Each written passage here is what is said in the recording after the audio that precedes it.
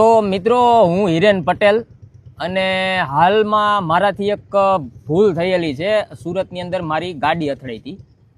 તો હું માનું છું કે ભાઈ મારી ભૂલ છે, તો નેક્સ્ટ ટાઈમ હું ધ્યાન રાખીશ કે મારાથી આવી ભૂલ ન થાય ભવિષ્યમાં, ક્યાંય નહીં થાય. હા ભવિષ્યમાં. અને મેં જે ભૂલ કરેલી છે એ મેં જાણી જોઈને નથી કરેલી, મારાથી થયેલી ભૂલ છે.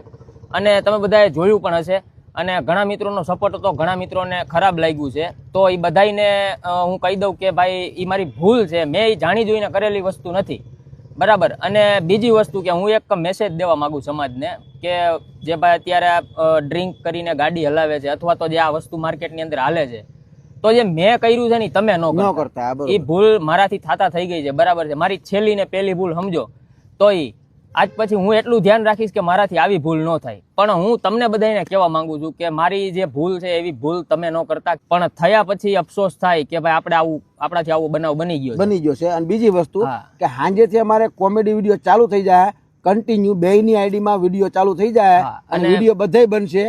જુનાગઢે બનશે, રાજકોટે બનશે, સુરતે બનશે, એટલે કોઈ ઇસ્યુ નથી.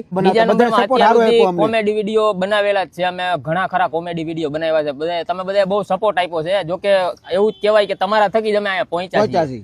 આવો ઈરાદો નહોતો કે ભાઈ હું આવી રીતના મારી ગાડી અથડાઈ જાય કે મારાથી કોઈને એક્સિડન્ટ થઈ જાય. આ તો કેવું છે કે એક બનાવ બની ગયો અને નેક્સ્ટ ટાઈમ ધ્યાન રાખશું. અને બીજા નંબરમાં અમારા કોમેડી વિડીયો આજથી પાછા ચાલુ કરીએ છીએ. અને રોજને માટે અમારા કોમેડી વિડીયો જોવા માટે અમને સપોર્ટ કરવા બદલ તમારો બધાનો ખૂબ ખૂબ આભાર.